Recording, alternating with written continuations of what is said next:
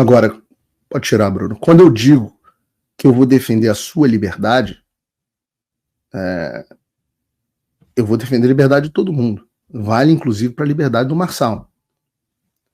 Então, quando saiu a notícia da censura dos perfis dele, a minha posição acho que foi inequívoca, para não deixar, apesar de, nossa senhora, as pessoas são realmente, muitas vezes, têm muita dificuldade de interpretação de texto, mas eu não sei como alguém pode interpretar isso como apoio à censura. Teve gente que disse que eu estava apoiando a censura. E aí eu leio assim, não importa o que você pensa, não importa o que você pensa sobre o Pablo Marçal, qualquer tipo de censura ou a ele ou a qualquer outro candidato é simplesmente errado e inadmissível. Nós precisamos chutar as bundas desses burocratas que acham que mandam nas eleições de uma vez por todas. A começar pelo Careca no 7 de setembro. Paulo, você está defendendo a censura? Eu falo, puta merda. Não sei ser mais claro que isso. Foi a minha primeira manifestação. E foi minha e foi de todo mundo da direita, até o Bolsonaro, que não quer ver o Marçal nem pintado de ouro, né? O Marçal faz esse jogo de picareta, isso é uma das coisas que me incomoda, de fingir que ele tem boa relação, tem o apoio do Bolsonaro. O Bolsonaro não quer saber, ele que se manifesta, não sou porta-voz do Bolsonaro, mas não quer saber do Marçal nem pintar de ouro. É totalmente fajuto, é um golpe sendo aplicado.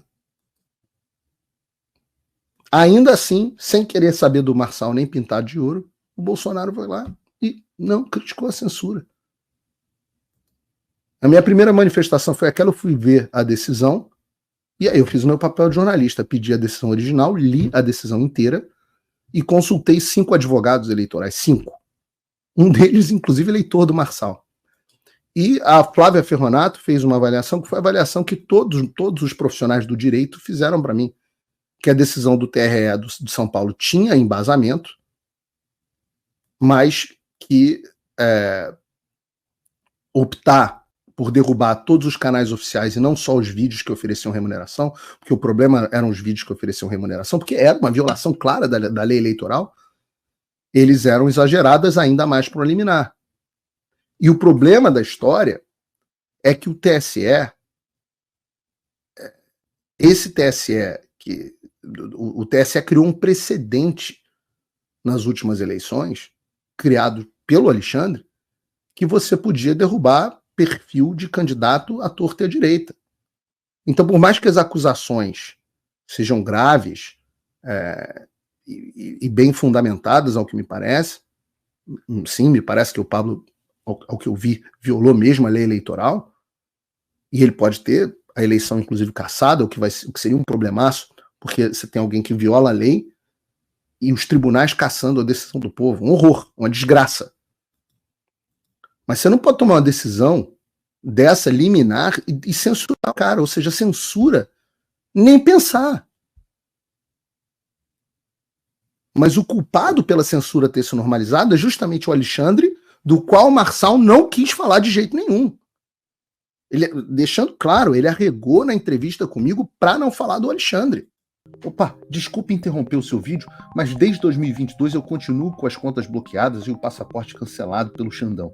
Se você aprecia o meu trabalho e tudo que eu faço pela liberdade de expressão, tem um lugar onde você pode se tornar meu apoiador com uma pequena quantia por mês. Acesse www.paulofigueiredoshow.com e torne-se meu apoiador, e aí você vai receber conteúdos exclusivos e desconto nos meus cursos. Ou então você pode se tornar meu patrono Gold e passar a me pautar, tem reuniões comigo, você entra para o meu grupo de WhatsApp, que eu uso sempre.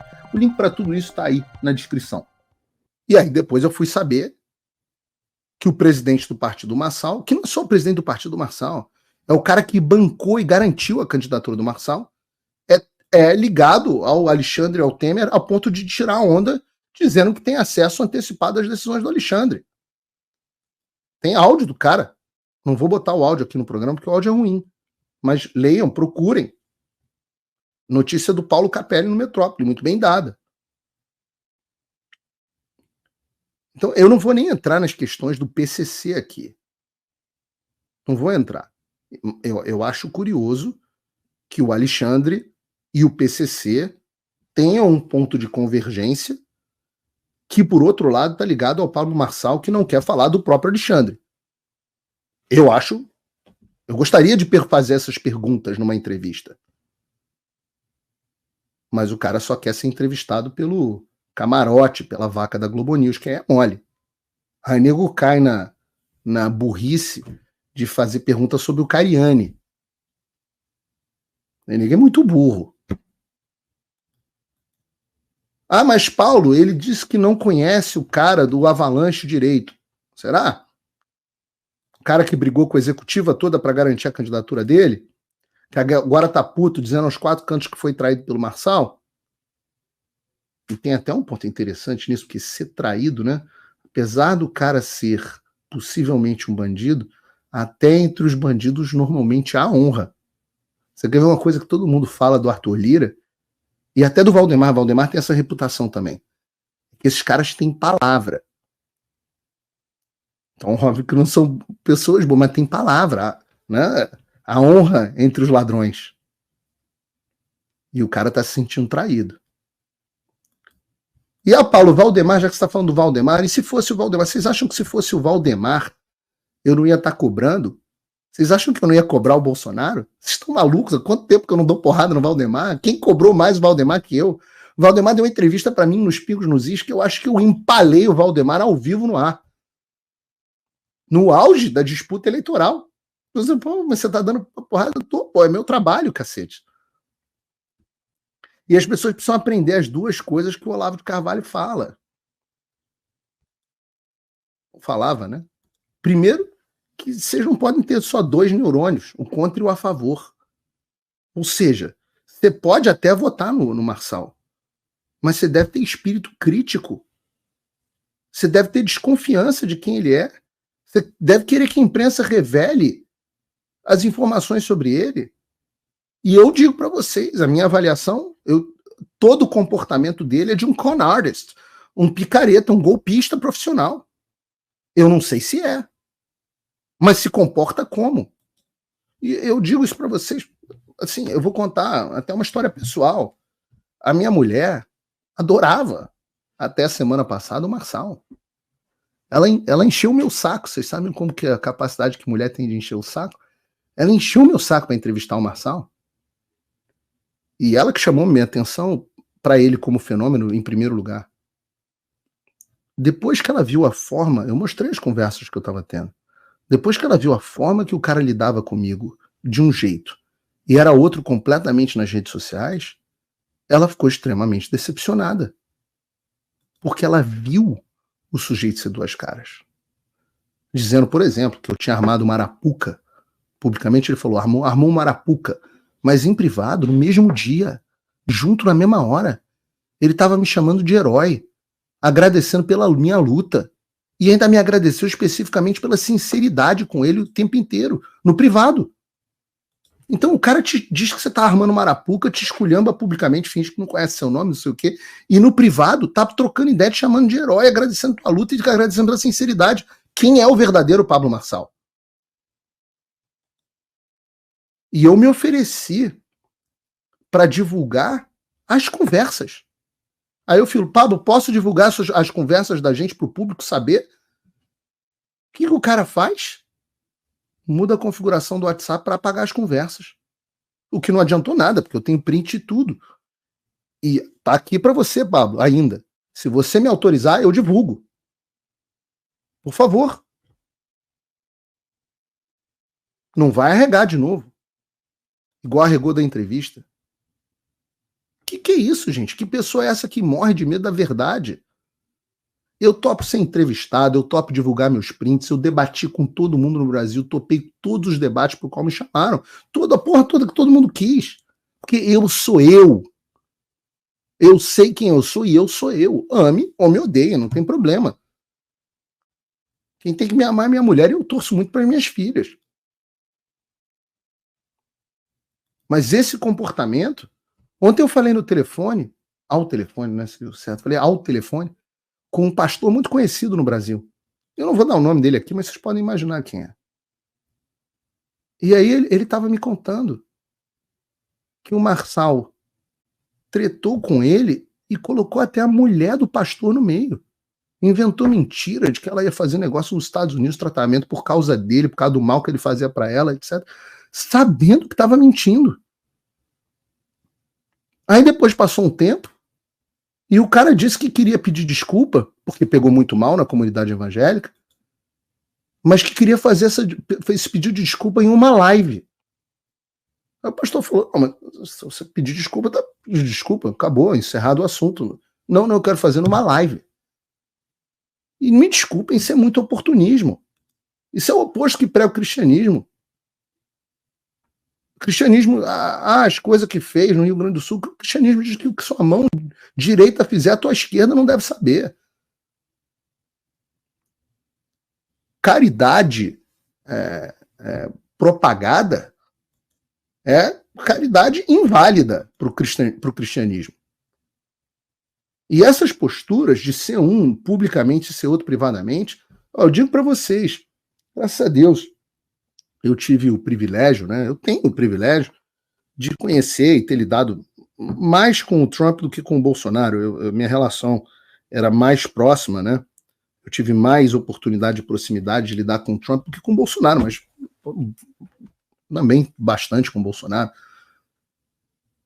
E uma coisa, pode perguntar ao Rica Perrone, o Rica Perrone diz isso numa entrevista, ele fala assim, cara, a gente está acostumado a entrevistar o cara e o cara ser um fora da câmera e o outro dentro da câmera. O Bolsonaro é o mesmo cara, não tem mudança de personagem. Eu tive com o Bolsonaro em ambientes sociais, é o mesmo cara. Todo mundo fala isso. Não é um show, não é para aparecer.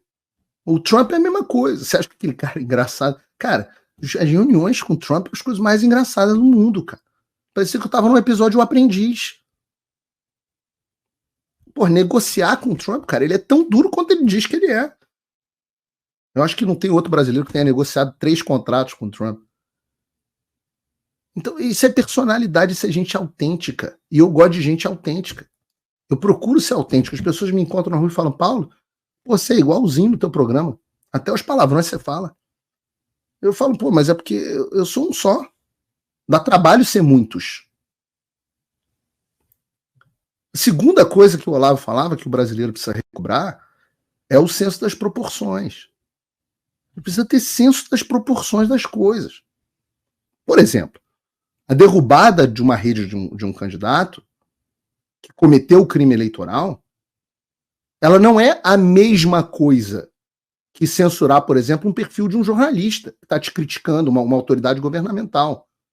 Você tem a mesma natureza da censura, mas você tem proporções totalmente diferentes. E por que eu sou cobrado, e me posiciono, de cobrar, de ter uma postura em relação à censura do Pablo Marçal, mas o Pablo Marçal não é cobrado pelos seus eleitores de ter uma postura em relação à minha censura, ou a do Constantino, ou a do Alan, ou a da Ludmilla, ou a do Homero Marchese. Por que o eleitor não cobre e passa pano? Falta de senso das proporções. E certamente ser censurado não é a mesma coisa que você tomar uma facada ou um tiro de um sniper. Como disse o próprio Pablo, tá aí a postagem dele. Bolsonaro tomando a facada em Minas, o Trump tomando o tiro na Pensilvânia e o Marçal censurado. É um oportunismo tão grande que falta senso do ridículo. E aí você vai vendo essas atitudes e eu falo, pô, eu sou curioso se o Marçal é um golpista ou é um cara marqueteiro que tem boas intenções. Eu vejo esse tipo de coisa e falo, isso é comportamento de golpista. Todas essas coisas. O Valdemar tem uma aliança com... De novo, senso das proporções. Se o Valdemar faz uma aliança negativa que a gente não gosta com o MDB, isso não é a mesma coisa que o presidente do partido do cara tá andando em jatinho com o outro PCC. Da mesma forma que eu questionei o Flávio Dino recebendo líder do tráfico de drogas lá, ou melhor, o secretário do Flávio Dino, não foi o Flávio Dino, eu tenho que questionar esse tipo de coisa. O cara que tinha carro, que andava com carro bancado por quadrilha de golpista. Ou o presidente do partido se gabando de saber as decisões do Moraes, de ter ser garantido pelo Temer. Aí volta o Tico e o Teco contra o a favor. Ah, então, Paulo, você é contra o Marçal e você é a favor do Nunes. Tá apoiando o Nunes. Eu falei, que mané Nunes, meu filho? Eu fui o primeiro a criticar o apoio do Bolsonaro ao Nunes, você tá doido?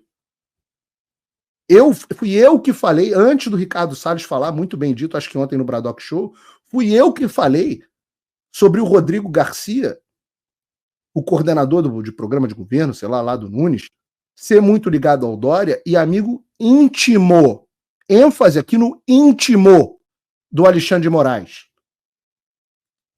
Mais íntimo que o Frota. Eu falei. Agora, como disse o Cláudio Dantas ontem também, muito bem, o sistema nunca tem um candidato, o sistema tem vários candidatos. E eu chamei o Nunes para uma entrevista. E ele aceitou. Aliás, hoje, o assessor de imprensa disse, ficou de me dar uma data ontem e falou que a data da entrevista com o Nunes vai ser dada hoje. Ele sabe que eu vou perguntar sobre esse tipo de coisa. Inclusive sobre o Alexandre, inclusive sobre o Rodrigo Garcia. E se ele correr, eu vou chamar de arregão igual.